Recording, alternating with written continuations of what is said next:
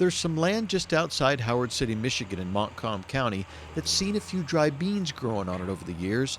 What started back in 1890 by ancestors is now 2,000 acres known as Carlson-Arbogast Farm.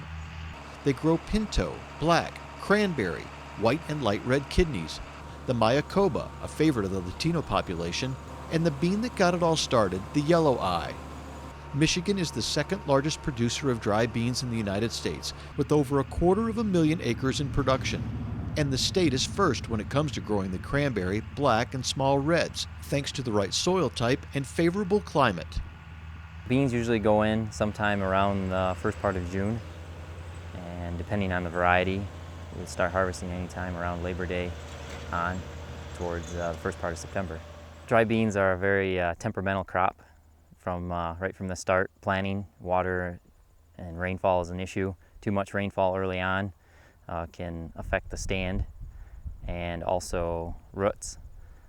You can cause root rots, and then obviously later in the season when they're flowering and potting, you want more rainfall to make more beans. This is typically more of a sandy loam soil in this area, and dry beans tend to like a well-drained soil. Going back to that early planting time, too much moisture is kind of a bad thing.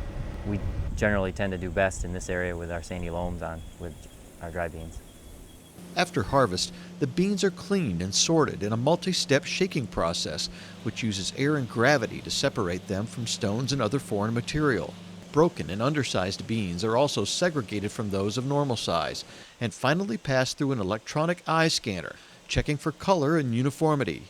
They're bagged in a range of weights, from 2 pounds, which are marketed under the Bean Appetit label and sold in several stores across the state, to 2,200-pound totes, which are shipped nationally and internationally. As a director of the Michigan Bean Commission, Fran Carlson is passionate about finding markets for their beans and those of the 2,700 growers in the state. Consumption of dry beans in the United States is far less per capita than in other countries, something Fran would love to see change.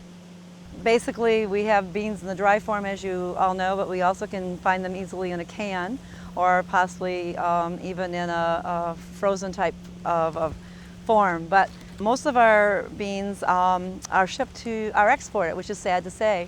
Our country probably eats approximately 5 to 6 pounds of beans per year, while consumptions of Latinos or Spanish people, UK, may go up as far as 25 or 30 pounds per year. Quite a difference. According to the Michigan Bean Commission, the health benefits from eating dry beans is undeniable. Along with containing no cholesterol and being low in fat, calories, and sodium, they're an inexpensive source of protein and high in dietary fiber.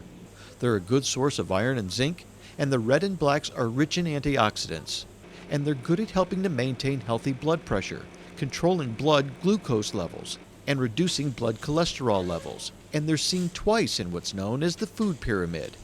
We have a basic food group that we use for guidance for food service, schools, and restaurants, and actually for our families, which has all these basic food groups. But beans are in 2 of those food groups. They're in the meat group, so we can use beans in place of meats, or they're also in the vegetable group.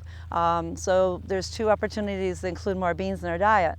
As a nutritionist and registered dietitian, Fran works tirelessly to promote everything related to dry beans, helping to educate others not only on their health benefits, but on the ease of cooking them as well.